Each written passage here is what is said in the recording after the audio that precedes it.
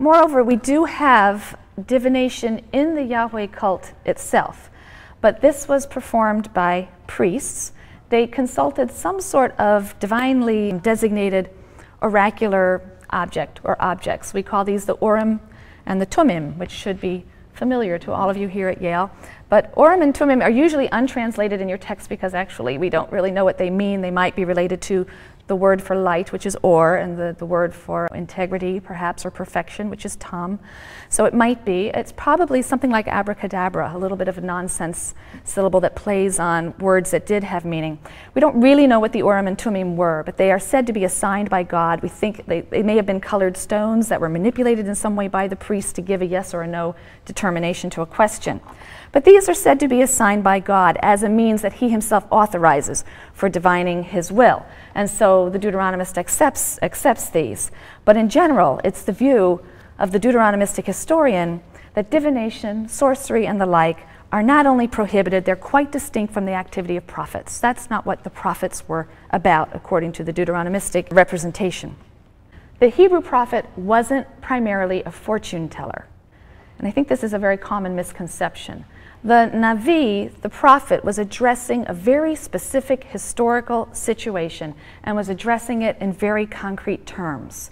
He was revealing God's immediate intentions as a response to the present circumstances. And the purpose of doing this was to inspire the people to change, to come back to faithful observance of the covenant. Any predictions that the prophet might make had reference to the immediate future as a response to the present situation.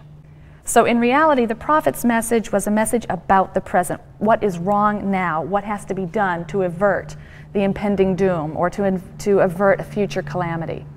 There were some women prophets in Israel. None of them are found among the literary prophets. That is to say, none of those books bearing the names of the prophets who uttered the oracles in them are named for women. So we have no women among the literary prophets, but you do have prophetic or prophesying women.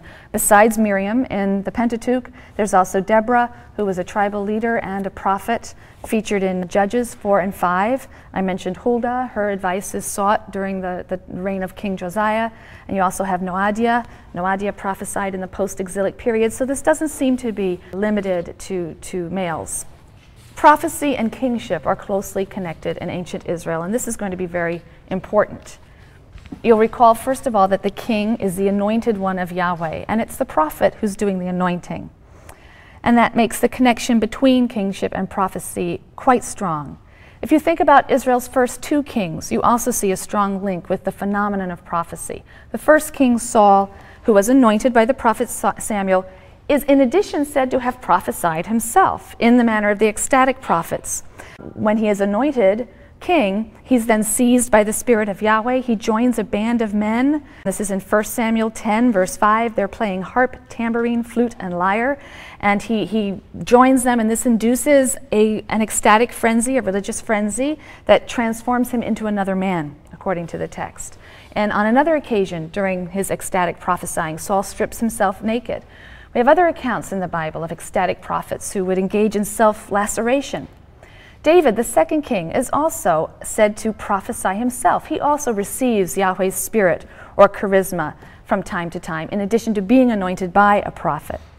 Subsequent monarchs aren't said to prophesy themselves, so that ends really with David. It's only Saul and David who are among the prophets. But even so, those subsequent prophets monarchs do not themselves prophesy. The connection with prophecy remains very, very close, and it's exemplified in several ways.